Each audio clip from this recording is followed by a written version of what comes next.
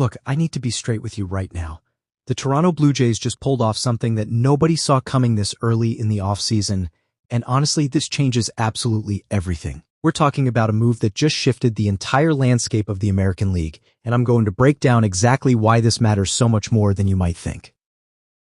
Dylan Cease is officially a Toronto Blue Jay. 7 years, $210 million. Let that sink in for a second. This is the biggest pitching contract in franchise history, and we haven't even hit December yet. We're not at the winter meetings. The offseason is barely getting started, and Ross Atkins just made a statement that's echoing throughout baseball right now.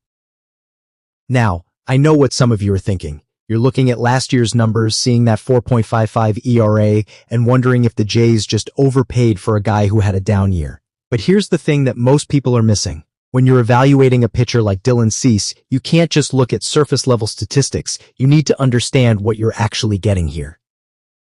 This guy has legitimate Cy Young caliber stuff. We're not talking about a back-end rotation guy or even a solid number 2. When Cease is on, he's throwing absolute gas at 98 miles per hour, touching 100 regularly. His strikeout rates are elite. His advanced metrics show a pitcher who was significantly better than his ERA indicated last year. Sometimes pitchers have seasons where the results don't match the underlying performance, and that's exactly what happened with Cease in San Diego.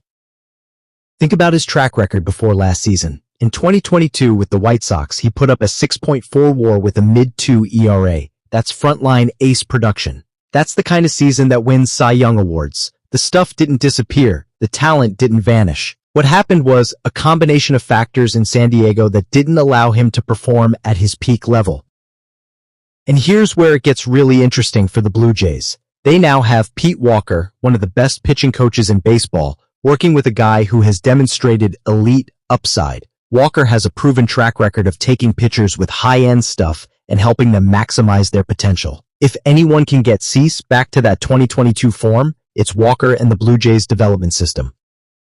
Let's talk about what this rotation looks like now. You've got Kevin Gausman, who's been consistently excellent. You've got Jose Barrios, who had a strong second half last season. Shane Bieber is returning from injury with ace potential if he's healthy. And now you add Dylan Cease at the front. This isn't just a good rotation anymore. This is potentially one of the best rotations in the entire American League.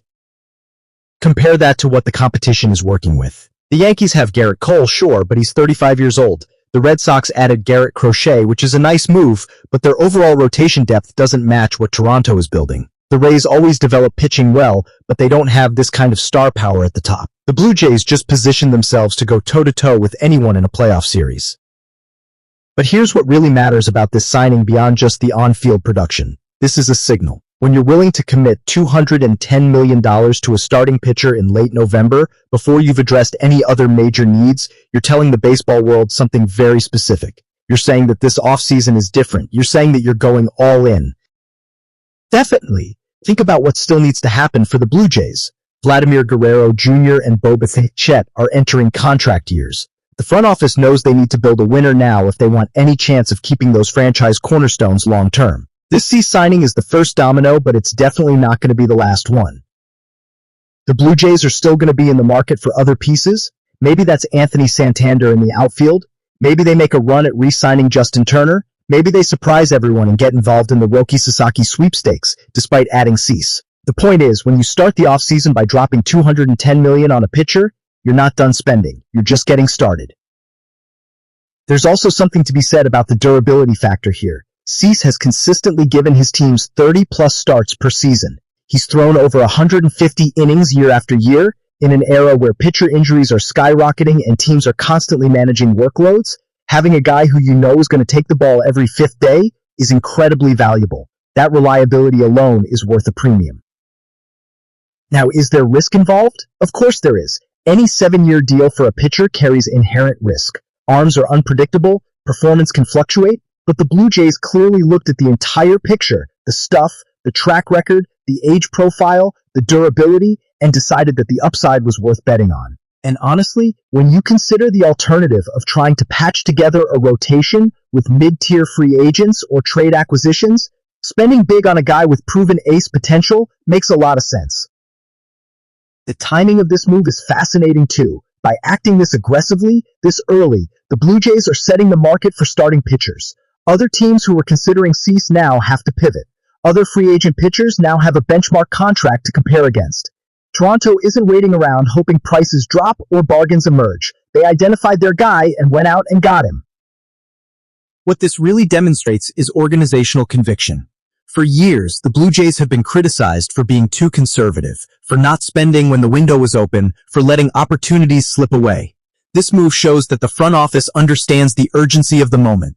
They understand that with Guerrero and Bichette potentially leaving in free agency after next season, the time to win is right now. And let's be real about something else. In today's market, $210 million over 7 years for a starting pitcher with this kind of ceiling isn't actually that crazy. Garrett Cole got $324 million. Max Scherzer got multiple massive deals. Steven Strasburg got $245 million. The going rate for elite starting pitching keeps climbing, and the Blue Jays locked in Cease at what might end up looking like a relative bargain in a few years. The impact on the clubhouse shouldn't be underestimated either. When your front office goes out and makes a statement signing like this, it energizes the entire roster. Guys like Guerrero and Bichette see that management is serious about winning. Free agents considering Toronto see that the organization is willing to invest. The entire culture shifts when moves like this happen. So where do the Blue Jays go from here? That's the question everyone's asking now. My guess is they're not done adding to this roster. The bullpen still needs work. The outfield could use an upgrade. There are holes to fill, but the foundation is now in place. They've got the ace. They've got the rotation depth. Now they can build around that. This is the beginning of what could be a massive offseason for Toronto. Dylan Cease is a Blue Jay, and that changes everything.